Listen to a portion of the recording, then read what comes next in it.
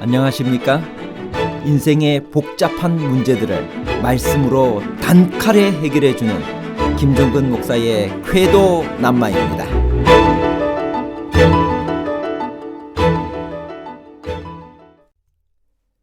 유대인의 족보는 여자를 포함시키지 않는 것이 상례입니다. 누가의 족보는 이 규칙을 따라 여자의 이름이 나오지 않습니다. 그러나 마태복음 1장의 족보에는 4명의 여자들이 등장하고 있습니다. 그것도 유대인들이 자랑스러워하는 여인들이 아닙니다. 더구나 밧세바는 우리아의 아내라는 것을 명시하여 남의 아내를 빼앗은 다윗의 죄를 숨기지 않고 있습니다. 마태가 이렇게 한 이유는 무엇일까요? 성경의 족보에는 남자들만 언급되어 있나요? 아니면 여자들도 포함하고 있나요? 남자들의 족보와 여자가 포함된 족보에 관한 복잡한 문제를 하나님 말씀의 가르침으로 명쾌하게 해결해 드리겠습니다. 유대인들이 족보를 기록한 목적이 무엇일까요? 유대인들이 족보를 기록한 목적은 개인이나 가문 혹은 어떤 집단의 혈통 또는 기원을 밝히려는 것입니다. 그래서 그 족보를 통해 개인의 상속권의 합법성을 밝히고 사회적인 지위나 권리 등을 확보하려는 데 그 목적이 있습니다. 성경에서 족보를 기록한 목적이 무엇일까요? 역대상 5장 1절 이스라엘의 장자 르우벤의 아들들은 이러하니라. 르우벤은 장자라도 그 아비의 침상을 더럽게 하였으므로 장자의 명분이 이스라엘의 아들 요셉의 자손에게로 돌아갔으나 족보에는 장자의 명분대로 기록할 것이 아니니라. 성경에서 족보를 기록한 목적은 족보들이 구속사적인 의미를 간직하고 있다는 것입니다. 즉, 성경에 족보가 나오는 이유는 하나님께서 그 백성을 구원하시는 하나님의 구속 활동이 어떻게 중단 없이 계속되어 왔는가를 족보의 기록을 통해 확인하고 보여주기 위한 것입니다. 신약 성경 어디에 예수님의 족보가 나오나요? 마태복음 1장 1절을 쉬운 말 성경으로 읽겠습니다. 아브라함의 자손이요 다윗의 자손인 예수 그리스도의 족보는 다음과 같다. 누가복음 3장 23절입니다. 예수께서 가르치심을 시작할 때 30세쯤 되시니라. 사람들이 아는 대로는 요셉의 아들이니 요셉의 위는 헬리요. 신약 성경 마태복음 1장과 누가복음 3장에 예수 그리스도의 족보가 나옵니다. 유대인의 족보는 누구를 중심으로 기록했나요? 유대인의 족보는 남자들을 중심으로 기록했습니다. 그리고 특별한 경우 이외에는 정실 부인의 자식을 족보에 기록했습니다. 마태복음 1장의 예수님의 족보에는 몇 명의 여자들이 등장하고 있나요? 마태복음 1장 3절 유다는 다말에게서 베레스와 세라를 낳고 마태복음 1장 5절 살모는 라합에게서 보아스를 낳고 보아스는 룻에게서 오벳을 낳고 마태복음 1장 6절 이새는 다윗 왕을 낳으니라 다윗은 우리아의 아내에게서 솔로몬을 낳고 마태복음 1장의 족보에는 4명의 여자들이 등장하고 있습니다. 다말, 라합, 룻, 밧세바입니다. 마태복음 1장에 나오는 이 4명의 여인은 모두 유대인들이었나요? 다말, 라합, 룻, 밧세바 이 4명 모두 이방인 출신입니다. 밧세바와 다말은 도덕적으로 문제가 있었고 더구나 라합은 기생이었습니다. 마태복음 1장에 등장한 다말은 어떤 여인이었나요?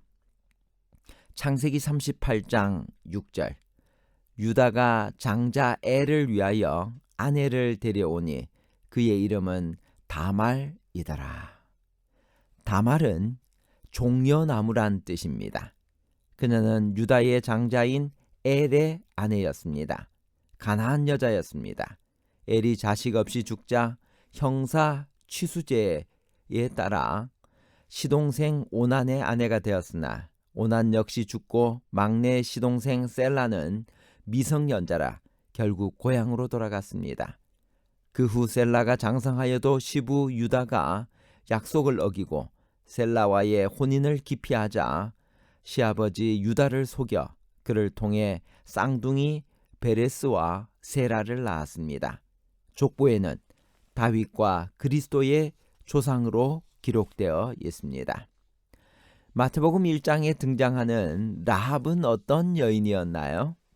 여호수아 6장 25절 여호수아가 기생 라합과 그 아비의 가족과 그에게 속한 모든 것을 살렸으므로 그가 오늘날까지 이스라엘 중에 거하였으니 이는 여호수아가 여리고를 탐지하려고 보낸 사자를 숨겼음이더라. 라합은 여리고의 기생이었습니다. 그러나 그녀는 믿음으로 기생 라합은 정탐꾼을 평안히 영접하였으므로 순종치 아니한 자와 함께 멸망치 아니했습니다. 마태복음 1장에 등장하는 룻은 어떤 여인이었나요? 룻은 친구란 뜻입니다. 베들레헴 사람 엘리멜렉과 나오미의 아들 말론의 모압인 아내였습니다. 룻기의 주인공입니다. 그리고 그는 보아스와 후에 결혼하여 결국 다윗과 그리스도가 탄생하는 복을 받게 됩니다. 마태복음 1장에 등장하는 밧세바는 어떤 여인이었나요? 사무엘하 11장 3절 다윗이 보내어 그 여인을 알아보게 하였더니 고하되 그는 엘리암의 딸이요 햇사람 우리아의 아내 밧세바가 아니니까. 다윗이 그 처 밧세바를 위로하고 저에게 들어가 동침하였더니 저가 아들을 낳음에 그 이름을 솔로몬이라 하니라. 여호와께서 그를 사랑하사. 사무엘하 12장 24절에 있는 말씀입니다. 마태복음에 왜 이 멸시받는 여인들 4명의 이름이 예수님의 족보에 들어가 있었을까요? 첫 번째, 마태는 하나님의 구속사에는 각양각색의 사람들이 다 포함되어 있다는 사실을 말하고 싶었을 것입니다.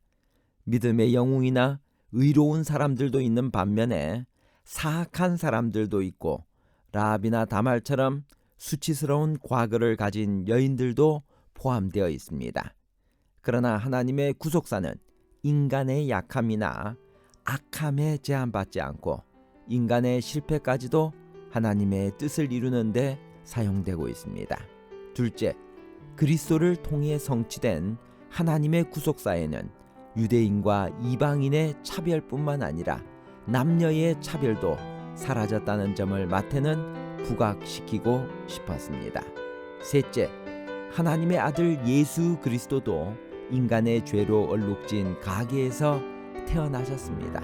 밧세바와 다말은 간음한 여인이었으며 특히 밧세바를 우리아의 아내라고 소개하여 마태는 다윗의 수치스러운 죄를 도무지 숨기려고 하지 않았습니다. 넷째, 족보를 보면서 우리는 하나님의 아들인 예수 그리스도의 조상으로 이런 죄 많은 여인들을 택하신 하나님의 무한하신 사랑과 용서하심을 깊이 느낄 수 있습니다. 하나님께서는 우리의 혈통, 죄의 다소에 편견을 갖지 않으시고 우리를 사랑하고 계십니다. 결론입니다. 첫 번째, 마태복음 1장과 누가복음 3장에 예수 그리스도의 족보가 나옵니다. 유대인의 족보는 남자들을 중심으로 기록했습니다. 둘째, 마태복음 1장 족보에 등장하는 다말, 라합, 룻, 밧세바 이 4명 모두 이방인 출신입니다.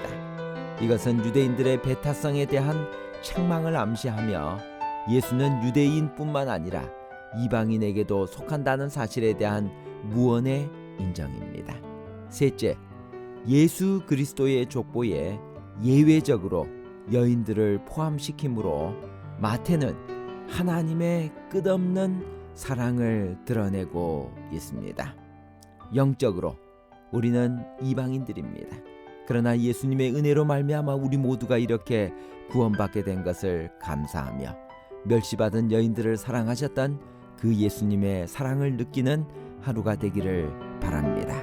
감사합니다.